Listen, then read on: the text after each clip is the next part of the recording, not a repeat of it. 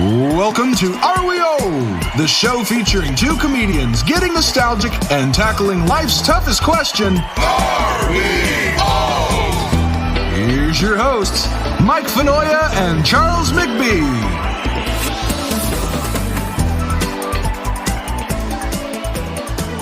Hey, Happy New Year! Yay! Yay!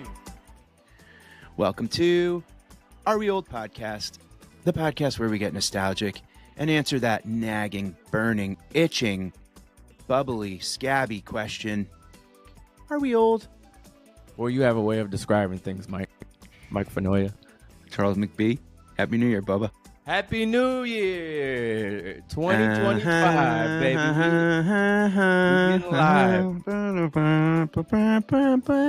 Yeah, man. How'd that song become the song? You know what? I almost watched the video that explains that, and I didn't click on it because I was doing something else. I was that close. I was that close to seeing it in like the YouTube threads and being like, "Oh, that's interesting," and then I had to do something else. So Why I'll is know by Old next Lang episode. Syne? Should I ask ChatGPT? Sure. Let's ask our friend here. Did I tell you I asked ChatGPT if I could give him another name, and he said ChatGPT's fine. Hey, I love ChatGPT. how ChatGPT has boundaries. I know, seriously. Hey, ChatGPT, why is Auld Lang Syne the New Year's Eve song? Auld Lang Syne became the quintessential New Year's Eve song largely thanks to tradition and popular culture. Here's why. Scottish origins. The song is a Scottish poem written by Robert Burns in 1788. Its title translates to Old Long Since or Days Gone By, and the lyrics reflect on friendship, nostalgia, and cherishing memories. All right, so but where did the song come from? Or I guess why did people? Well, the song's association with New Year's Eve, thank you for asking, Yes, Charles, was cemented by Guy Lombardo and his Royal Canadians. Starting in the 1920s, they performed it annually at New Year's Eve celebrations, first on radio and later on TV, and his version became so iconic that it became synonymous with the holiday. Oh, all right, there you go. Yeah, and a nostalgic theme and easy-to-sing melody make it a fitting way to mark the end of the old year and the start of a new one, hence the Old Man and the Baby. You ever see the New Year's baby? It's always like a naked baby with a sash on it. I never noticed. Well, you should. No, when I see a naked baby that's With a not sash on mine, it? I go, no, thank you. When you see a naked baby that's not yours, Yeah, you don't have any babies. well, that we there know you go. of. That's why I'm not looking at any naked babies. Okay, that's smart. And on old calendars, they would have a fat baby. You know, this is so funny, like the cheruby baby, like a fat roly-poly. Its leg looks like Pillsbury when you open up the thing, you pop it and make bread. Yeah, That's what babies' legs look like back in the old days on the calendars.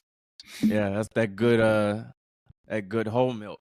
Yeah, that got delivered by the guy who was banging your mom, apparently. That's Everyone's right. always like, oh, you look like the milkman. It It's went like- from who are moms banging these days? Because it went from I don't milkman know, they're to OnlyFans. pool boy. Yeah, milkman, pool boy. Now it's the guy who fixes their router, Yeah. right? Or Yeah. whoever's installing solar panels. If you're a hot mom or a hot wife out there getting banged by somebody that's not your husband, let us know who it is. We'll keep you anonymous. Yeah, email us at areweoldpodcast@gmail.com and put in the subject line, "This is who's banging me." And you don't have to put pictures or anything. No, if you don't have want to put pictures. I got there's a website for that if I need that kind of fix. You know what's wild? What? Y2K is like almost 30 years ago. Jesus. Yeah. That was when this was all supposed to end, remember? It was all supposed to end almost 25 years ago. It's crazy. There are people who are potentially listening that don't even know about Y2K. Yeah. Y2K for all the Z's. All the Z's are like, why 2K? Why? 2K? Why? So basically, this was like back in the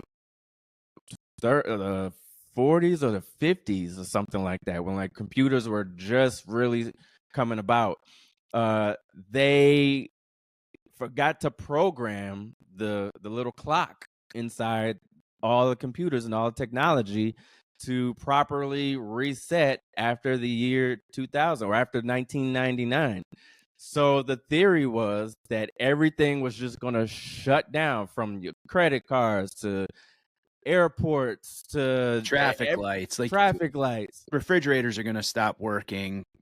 Planes were going to literally fall out of the sky. Everything. The whole world was going to just crumble into a million pieces, and you were Yeah. going to feel a glitch, like all of the lights and everything were just going to, Yeah. and all of the, and what's so interesting to think about for you Zers and alphas and stuff, y'all have no idea that we lived a whole chunk of our life without any of this digital shit. So we were like, okay, we'll just go back to pen and paper and road maps, and who cares? It didn't bother us at all. I was actually kind of pumped. I won't say it didn't bother us, because it wasn't the digital thing that bothered us. Yeah, you're right. We could have cared less about that. But there was packing up on toilet paper. Oh yeah, The packing up on bottles of water, the pre-COVID. What happened with COVID happened then. If you remember, we were prepared. We were prepared. It was pandemonium at the store. Y2K was our almost COVID that never happened. Yeah. Yeah. Literally, we had walls of paper towels and walls of like Lysol and dish soap, and I know people that were like, I'm taking all my money out of the bank. Yeah, because the banks it was gonna be the Great Depression again, all over again. You just could not get your money out of the bank because all of it was PIN numbers and codes and whatever. And like, this was when you had to go into the, like, a lot of people go like, remember when we had to go into the bank? Remember when we even had to use an ATM machine? I don't even know when the last time I used a friggin' ATM machine is right now. Yeah. I think I maybe used an ATM machine like once or twice this whole year. Yeah. On like necessity to like tip a club out or something like that on the road. Like we didn't have phone. Like, dude, what did I have in 99? I think I had the Nokia like blue brick phone that maybe had like service in like, if you stood in the same spot at like the same time of day, like the satellite had to hit the moon and fucking bounce right. Right. So I was like, fine, let's go back to this. I knew that all this shit was going to, if the world made it past the stroke of midnight at 2000, I knew it was going to get worse. I knew it was going to be all this crap that we have to deal with now, TikTok and bullshit. You knew TikTok was coming and all this stuff. You just didn't know to invest in it. But I know. That's why I'm mad, actually. Yeah. If I knew. What were your was your family like, it's gonna happen? Like, were you guys believers? We weren't we weren't panicking, but also, I come from a very religious family. So it was kind of like in like the religious households, it was a mix of like Y2K meets the return of Christ. Oh yeah. Yeah. So people were like prepared for like that kind of thing. It was almost like, remember in Independence Day? Yeah. Where they were like, the aliens had arrived and they were all standing on top of buildings like, we welcome you. Yeah. You can stay in my house. Yeah. It was like that kind of vibe. So did you believe that though? Did you? Because I mean, you have that spectrum of like religious, but like, were you on that like, oh, Jesus is coming back on New Year's Eve? I didn't literally think that he was coming back on New Year's Eve, because as we traffic that day. Traffic was terrible that day. Why would he come back that day? Also, we're not supposed to know. The Bible says no man knows the day nor the hour. So I'm like, if this whole time that I've been taught that we will never know, he's coming like a thief in the night, they say. He's just gonna pop on you like, boom, gotcha. Hey, I'm here. Right in the middle of a jerk. He's gonna be like, going to hell. Pull your pants up, dickhead. So yeah, exactly. So why would he announce his arrival with a whole like year rollout On the biggest day of the of year, the biggest day of the year. It just seems like kind of like hack. You know what I mean? How would, if Jesus were to come back on New Year's Eve, how would he do it? Would he like be on top of the ball that's dropping, you think, or would it be like he would come would it be where would he do it? Would he do it in Times Square? I don't, well, I feel like he'd be like, I don't think, listen, not that I'm like a theologian or anything, but I feel like wherever we see, he would just be everywhere. Like we'd see him here, but they'd also see him in like Budapest, like, you know what I mean? Oh, because he's omnipotent. Omnipotent. He's omnipresent. Everywhere. Yeah, everywhere. So I feel like that's kind of how it would be, but I don't know. I don't know. I mean, I think now it would be like, if he came back now, everyone would just be like, can you like move, like, I got to get a better picture. Like, can you get in better light? And like, can I do a vertical and a horizontal for the stories? That's very fascinating what you just said. If Jesus were to come back right now, everyone would be grabbing their phones, of course, to try to get a picture. So funny. They'd be like, they'd be going live, like, yo, I think that's the real guy, dude. And they'd be like, Jesus, dude. It's like, Jesus, say Haktua. That's so hilarious. It's true though, right? Like literally everyone, like it would be like, okay, so we're in like, this little drone time right now that like everything's kind of getting droney. Yeah. And everyone's taking pictures of shit in the sky and whatever. Like if Jesus came down right now, I swear to God, people would just be like, that's not verified. That's a picture from, like, it would be, I feel like he would be better off doing it on socials. Like Jesus is going live on Instagram right now. Yeah, if Jesus were to, okay, let's Jesus has to adapt with the times too, dude. There was no technology. Let's walk this through. If Jesus were to come back, and like not come back in the form of like some homeless guy on like 3rd Avenue or something like that. I'm talking about he came, he's like, the sky opens. Would we really believe it? Like or would we be like, it's fake news? Fake news. I think that's what a lot of people would. I think people would go like, nah, this is like, I don't know, what's this, a new CGI? Like this is AI. I bet that would be the first thing. Is like AI. This is AI. That would be the first thing. It's like not JC. This is AI. Totally, dude. That would be yeah. That's not real. That's not real, Jesus. Oh man. How would he go like, yo, it's legit? Like, I wonder if he would ever break character. Like kayfabe with wrestlers. Like if Jesus would just go like, yo, dummies, it's me. Like it's me. No, for real. Would he ever have to do that? Or would it just be so like, oh my God, blinding lights and the trumpets? Would. Yeah. I feel like it would have to be like a full on production in order for people to like really believe that it was really him. Cool J would come out, Shaq, like he'd be like, don't call it a comeback. I've been here for years. Yeah, and just like Jesus covers Mama Said Knock You Out. Yeah, it would have to be. Yeah, he'd have to do something crazy, especially here in New York. In New York, forget about it. New York would be the last place that like actually believes that we're so jaded for everything, and I'd be like, Jesus came back. Do you see the fucking traffic? Hey, Jesus, how about you split this traffic open? split open the Lincoln Tunnel like you did the Red Sea. All right. And on what day did you make another lane? Come on. Let's go. Invent brake lights. That'd be great. Just like, dude, New Yorkers getting mad that Jesus came back is so fucking funny because of the traffic. Oh my God. He's like, oh great, my flight got delayed. What did I run into Jesus up there? That is crazy. Yeah, I forgot about that though, that there was that whole religious side of it that was like, this is the end. Yeah. We've had a couple of those in our lifetime where people have been like, the time is up. I remember one of the things I was so freaked out about when my dad became religious.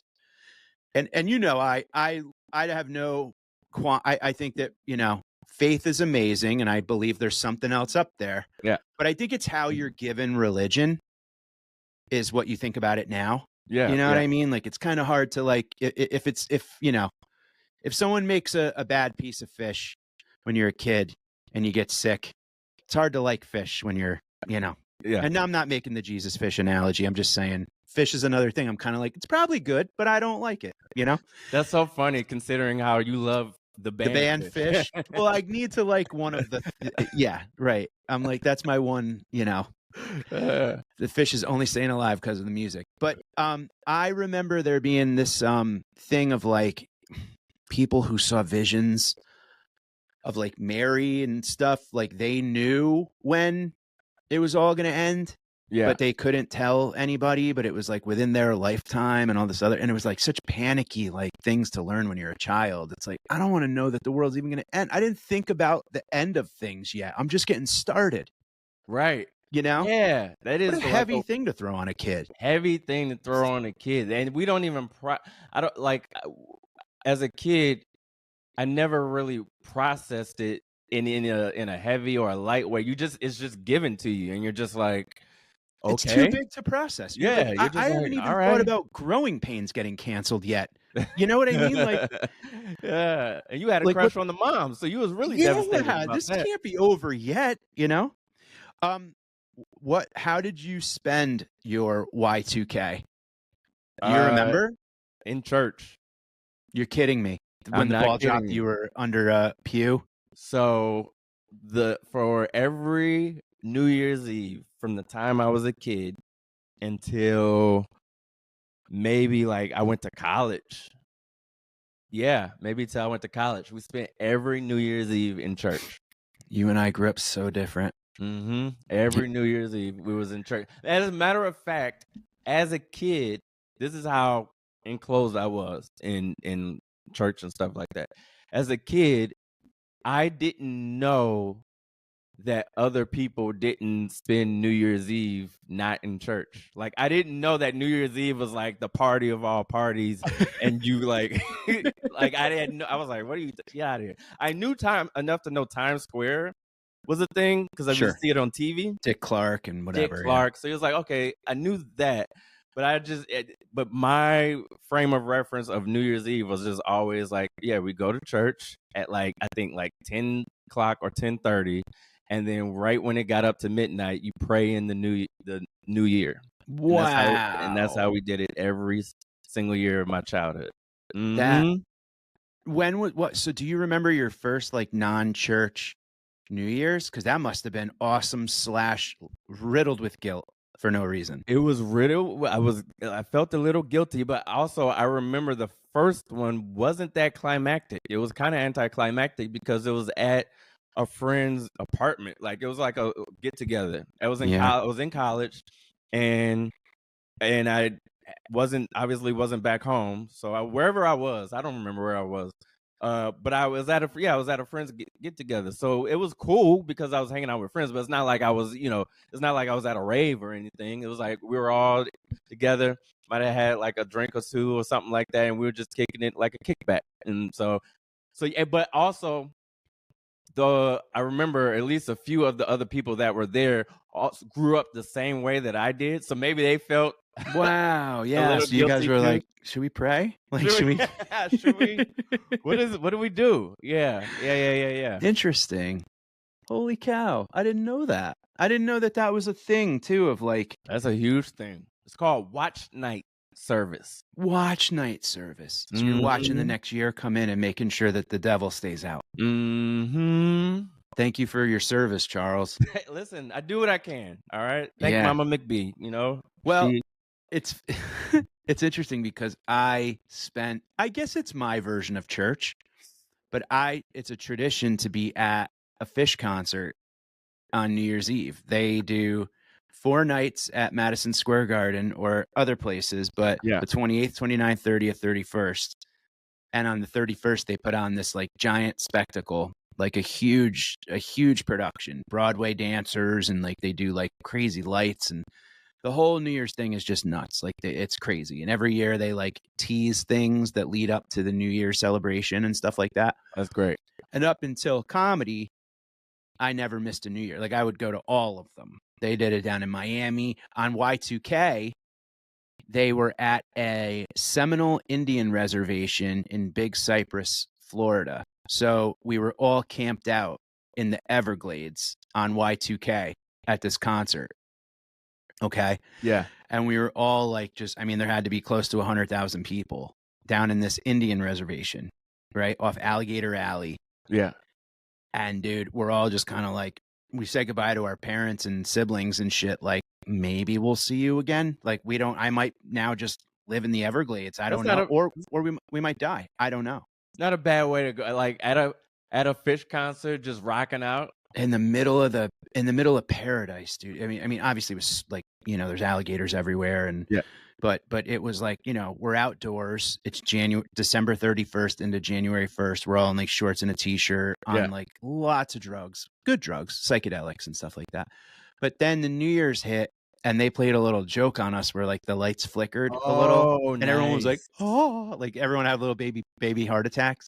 And then everything went back to being fine. And we were like, oh, great. You know, like, and, you know, again, who had a phone that worked? Who, you know, we're down in the Everglades. There was like nothing. So like a day or two later, we'd reach back out to our parents and stuff and be like, hey, Happy New Year. Hope everybody's good there. But we didn't know. We had no idea like what was going on in the rest of the world, which was amazing and terrifying all at the same time, you know?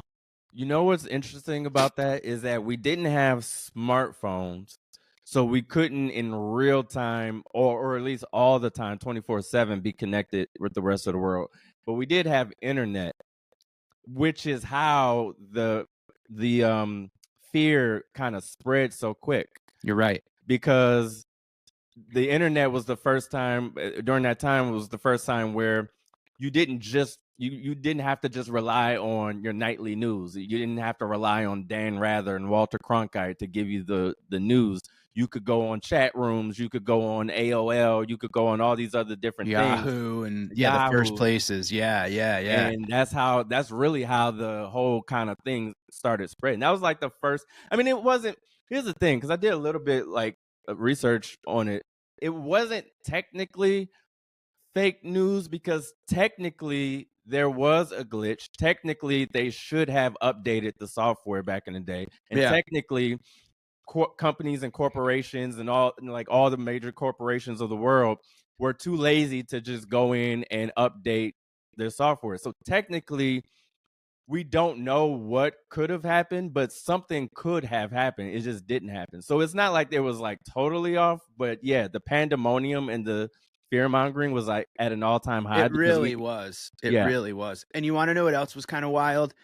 Is, well, two things. Number one, I love that back in like the 40s and shit or 50s when they were like creating these things and they go year 2000, like that's not even a come on, like you know, like they didn't even think that back when life was literally like black and white movie, you know what I mean? And it's just like they're like, that's not even gonna happen. Like, not even, we won't make it that long. Like, what is, and the things they're like the bomb will drop before, you know what I mean? Like whatever. They're like, let them worry about it. Those futuristic, they'll be flying around like the Jetsons and shit. Hilarious that they didn't think that. And now we're 25 years past that, quarter century, dude. That, oh my God. Y2K. And then the other thing I think that was kind of hilarious was I knew friends who, what was I? I was like 18. No, I was 19 when it all went when that Y2K shit happened. I think that I had friends that were like, fuck savings, dude. It's ending. I'm buying a car. I'm buying that. Like, people went balls out and like spent their money like it was going to end and partied and like went nuts. And then like January 3rd, they were like, fuck. You know what's funny? Like, because I graduated high school in 2000. So, okay. So for me, it was like the start of a new life and a new beginning. So I think I was like, fuck that. The world can't end. I just went through all this bullshit to finally make it to 18. I'm about to be out on my own Y2, no. Y2, no. No. Y2, not yet. We're going to figure this shit out. Something going to happen. We're going to figure this shit out. I was like, I was hell-bent on making sure that we got through this somehow, some way. Well, Charles, I will say this, and you know, you don't know. Maybe we'll find out when we die. You might have saved us. Your prayers may have kept the Y2K bug. Maybe that was the antidote, was Mama McBee, you've I'm a- talked about Black Lady prayers. That's You and right. I off air, you've talked about, I think there's a power in those. So maybe You- you and your family, kept know. me in Florida safe. If you guys weren't praying, that flicker of light would have been, it'll been something else. yeah, dude. Well, I think maybe you did it. Hey, Hey, listen. let me ask you a question. And did Yeah. I ask you already this? Like, do you think that when you die, you get the answers to all the questions that you've had throughout your life? Like, do you ever think about that? Like, I hope that the only thing, look, I don't even really care about what happens afterwards, like, except the thing of like, you got to spend eternity with your loved ones. Like, I don't want to do that. You're right. I don't want that. That's a lot of pressure. You know Yeah, what I mean? yeah, I'll be yeah. like, nah, I'll catch you in a couple of decades. I got to You go see again? some friends. Yeah, Yeah, really. Like, yeah. that's not fun. I want to meet new people, you know? Yeah. I hope that like the moment, you know how like when you're taking a quiz as a kid and don't look at the bottom because the answers are written upside down. Oh yeah. Remember those where Yes. it's like, oh, if you flip it over, you see all the answers. I kind of hope that that's what like the first moment of death is like all the questions that I have throughout the day where I go, I wonder, and those wonderisms and things like that. And Mhm. like all that, like, was all of this for not like, was this for like, did like all the questions, like literally every question, I want to know the answers right away. And I know the big answer is none of it matters and blah, but I want Yeah. to know, damn it. Like, That's a what's good question. like, did my dog know I love her? Did she hear me? Like, was like, I want to know certain things about certain things, like those big pivotal moments in life that make us go like, because a part of getting older is like retrospection and growth and Yeah. all that shit where you look back and go like, and I mean, it's perfect apropos for a New Year's episode because it's like you look back on things and you go, I did this good. I could have did this a little better. Let's change moving forward. But sometimes you don't know. And I really hope that you get the answers that you maybe base the way that you lived your life. You know what's interesting is like, because there are people who go around and interview people who are in hospice or who are just old, like 90s, Yeah. upper 80s or whatever, and they're just like, they kind of ask them these types of questions like, what's what do you think the meaning of life is or whatever. And the constant that I've seen as far as answers are always something of the things that I thought mattered when back then I realized didn't matter at all. Didn't matter at all. And I the know. things that I should have cared about, I didn't care about enough. Right. And right. that's usually like the through line. I feel like when I hear these people talk about it. So I try to take that wisdom in. The great thing about the internet now, one of the good things amongst all the terrible things, is that you can kind of just like go on and see these obscure interviews that and stuff like that you never would have thought to look at before, and like kind of gain wisdom and perspective. So now I try. I mean, as we talk offline, I try and fail many times. Well, But that's life. I try. Yeah, there's another part of life. Yeah. But like I try to capture those, care about the things that I'm really supposed to care about and not care about the things that we tend to care about the most. Right. Which is that in the end won't mean shit. Well, and I think that a lot of the things, and that's good to do because I think as we age, I think a lot of the things that we realize is that, and we were talking before we even started about a situation where it's like, there's so much you can't control. Yeah. And I think that instinctively humans tend to care a lot about the things we can't control when there's so much good shit happening and you're going, yeah, but that thing that I want to control, I can't. Mm-hmm. Let me ruminate on that for a year and a half. Let that ruin the moments with my loved ones and all this other shit. Like, I'm just going to focus Right. on this thing. Right. You know what I mean? Yeah. And that to me is like, when you can have that, and that's fleeting because there's so much to think about, especially with what we do. Mm-hmm. I'm almost kind of jealous of those people that would be like, or they're like, oh, 9 years and 8 months till retirement. And it's like, you just have it all figured out, but it's not I don't think I could live like that. You know what I'm No, saying? and I Like, think that's the beauty in it. I have relieved myself of that torture of going, oh, why did I choose a path that's so, because it makes me happy and it brings me joy and yeah, it's my man. passion and it's my dream and it's everything, all the And you're good above. at it. And And that's I'm good at it. Yeah, right. yeah. Yeah. When you know you're good at it and it's not easy, you realize like this is what everybody always talked about. This Yeah. is that thing where you go, I know when I'm on stage and when people make it a point to come up and go like, that was good. Thank you. I needed to laugh.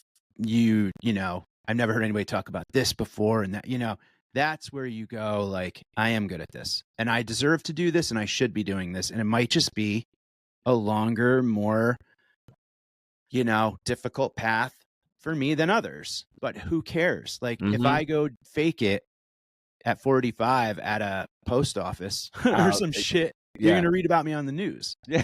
Right. Yeah. You know what I mean? So it's like, yeah, this is the, but you got to every now and then, and I think this is what you're talking about, stop and go like, no, I'm doing it. I actually, this is it.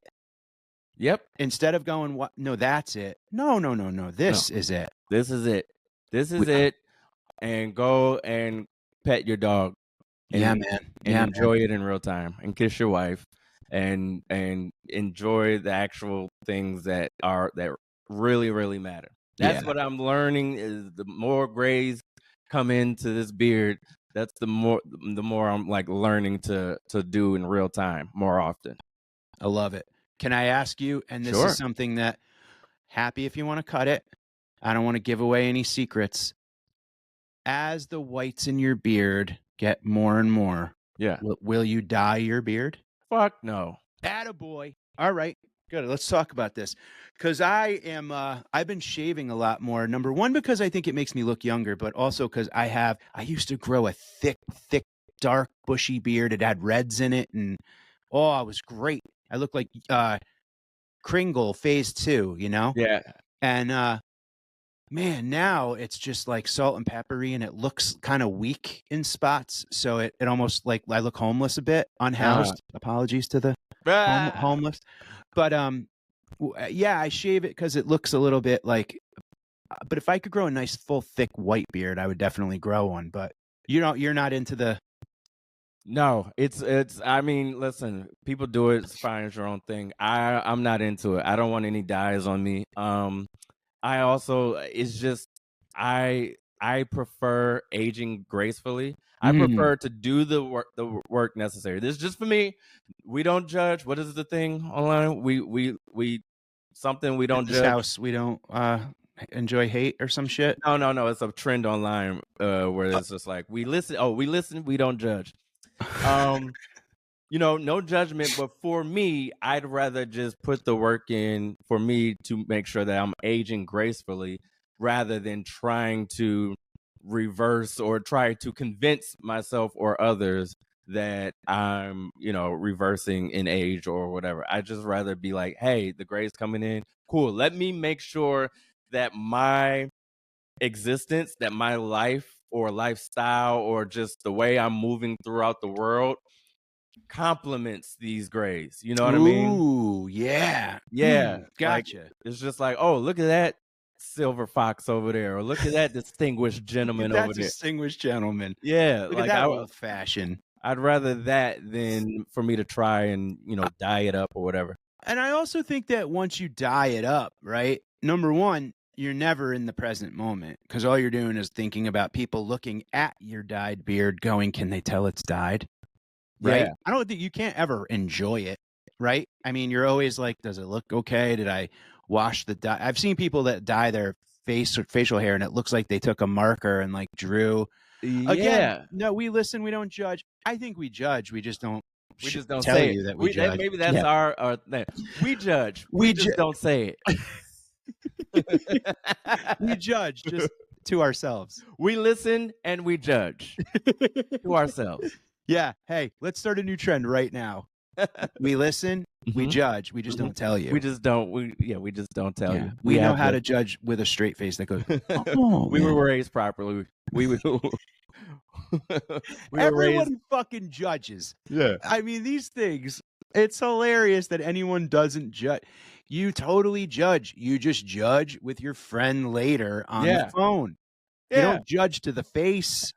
I always say, and you can confirm or deny this because you're actually married, but the best relationship for me, the best like romantic partner for me is somebody that you can look to and go, can you believe this shit? Oh my God, you need that. And they go, yeah, what the fuck? Like that is 100%, dude. You need that. I mean, number one, that's your partner in crime, which also makes divorce videos hilarious to watch on YouTube because that's your person. That's like your vault. And then that's why. God. Yeah. Oh, and yeah. then when you piss them off and they leave you and then they spill all that, you're like, I should have just talked to my dog. Talk to the dog. Oh yeah, Charlie is man. If she could talk, I gotta move out of the country. But she, you know what though, it's true. But also that thing, we listen, we don't judge. I need someone to judge after they listen because I want you to tell me as my boy. I need her to tell me as my wife, you're an idiot. You sound like a fucking moron. Cut it out. I need judgment. There's nothing wrong with judgment. Yeah. It's just how it's used and presented. If it's in a place of hate, of course, then take your judgment and shove it up your ass. But if we get judged as comics and as every, podcasts, all that shit, you put yourself out there, you're judged immediately. Yeah. We get judged, dude, in a 15-minute set, we get judged 90 times. We're judged the second we come on stage. I mean, there have been studies that show that crowds will decide whether or not they like a presenter, a salesperson, a teacher, a date, anyone you're confronted with. You find out in like seconds. Your gut just goes, this guy's weird. Yep. This lady's weird. So you're constantly, so to say that you're not judging is an insult to the world because you're going like, no, I'm not judging you. And then you're fucking judging the shit out of that person. The minute they leave to your coworker, to someone else in line. I was in the elevator the other day in Vegas and a girl got in, put her beer down on the ground of the elevator. Okay. Yeah. It fell over, Oh. rolled around, and she goes, oh well, and just left it rolling around, got out of the elevator. We judged the balls off her. We were all judging her. Of and course. she deserved it. And we should have judged her to her face and said, hey, you left a glass bottle rolling around in the elevator, you idiot. Come on. Jackass. Don't even apologize. It was like she was in it alone. So, yeah, everyone's judging. We listen, we don't judge is like the hoity-toity version of I don't see color. Oh my God. Just, I don't see color. Yeah, you do. Yeah, you do. Oh my God. It's so silly to say we listen. You judge and it's okay, but just use it constructively. Yeah. I want you to judge me, Charles. I want you to go, yeah, you sound like an idiot. Listen. I want my wife to go like, dude, that judgment helps you not make a complete idiot out of yourself. We should bring back judgment. This is you, are we old? Bring back judgment, bring back shame. There's no shame anymore. There's no shame. Don't shame. Don't this shame. Don't slut shame. Don't that shame. Don't this shame. Don't you're shaming. Bring it back. Bring it back. Bring shame back. Helps. Do you know the decisions that I have made, the choices I've made in life based on how ashamed am I going to be if this plays out a certain way? Yeah. Are you kidding? Erase? Take away shame from me growing up? Oh my God. We wouldn't even be here right now. No. We'd be in jail or maybe the president. Maybe we might be the president. Either way. Yeah. But it's ridiculous how it's like the thing of I look back on moments of like, oh my God, that pain in your gut. Like when you punch yourself in the gut. Yeah. When your mind goes, hey, remember this? And you go, oh, fuck. How was I that person at a point? Yeah, I don't go, I was living my truth. Oh my God. I was just living my I was in the cocoon. I was metamorphosizing. I can't be held accountable for anything that I did. It was my truth, and it was what it was, and I'm not going to be shamed for it. You know, I was 30% butterfly, 70% caterpillar. Let me get on my old man. Let me get on my old man soapbox. Don't pull a muscle. Really chaps my ass. Bring it. Because nowadays, people claim to be doing the work. This is why social media pisses me off. Everybody's doing the work, and they're doing the therapy. You know who people's therapists are? It's not therapy. It's other people on TikTok sitting in the front seat of their Honda Civic.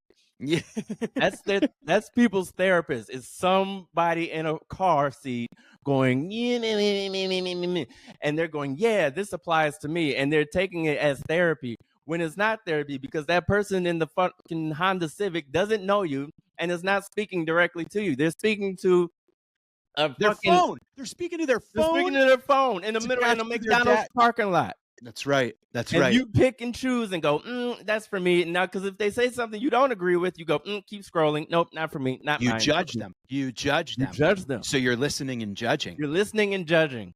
Then if you're listening and not judging, you should be liking and subscribing every single thing that you see, including this clip right here. That's right. So you're right, Charles, 100%. And as someone who has actually like sat with a therapist for decades and did work. Yeah. I hate when I hear people say that. I've done the work.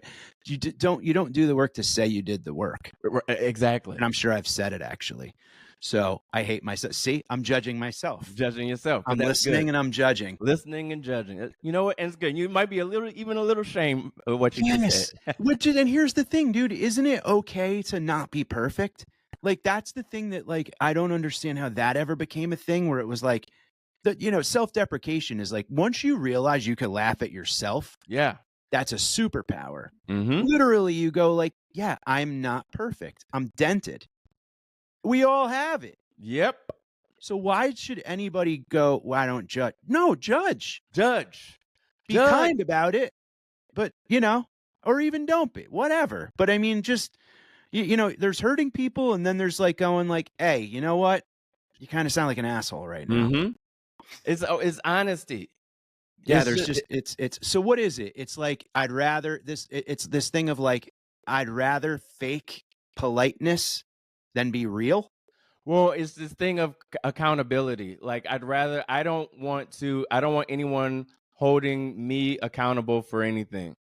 I don't want to feel any shame. I don't want to feel any accountability. I don't want to feel any type of any of it. And so, it's the way society works now. It always starts from a good place. It starts from a place of, hey, don't bully people. Hey, don't hurt people. Hey, keep your online trolling and all that shit and stuff like that. That's where it starts. But then the pendulum just takes a nice big old cock swing to the other side, all the way to white women in Land Rovers.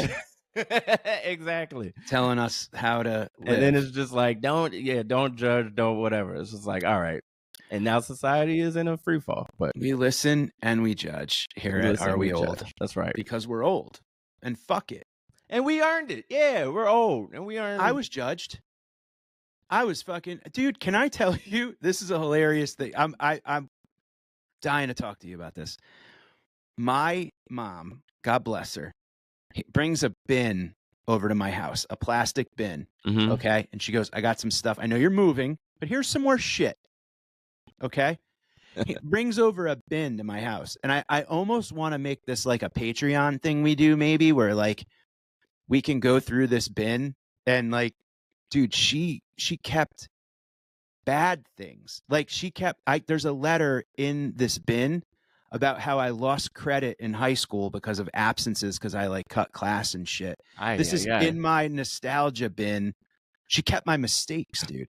Like I have like notes home from teachers that say like Michael's disruptive. He can't sit still. And I'm like, Ma, the fuck? Like, did you go through this shit? Like, I don't need this. I'm basically going through. I'm like, have this rosy picture of like me as a child. Nope. And then it's you're an asshole. It's my first shoes, and then like failed like transcripts and like D- papers and like horrible shit. And I'm just like, why'd you keep this? Why'd you bring it to me? I'm about to go like a huge change in my life and all this. And it's like, oh, by the way, by the way, Michael, it's a miracle that you're even alive. You got to see this. I'll send you some pictures of some of it, dude. Like it is. I literally have letters. I go, oh, a letter from my high school. And I open it in 1995 and it says like, Michael lost credit because of demerits and absences and suspensions and all this other stuff. And I was just like, oh, I was such a piece of shit. And I'm like, why do I want to see this? Yeah. But it's like 11 layers thick of memories like this. And I'm like, do I keep going? Oh, it's like literally the first things I pulled out of this bin. The sin bin. The sin bin. I mean, it's insane. I want to know what else is in there.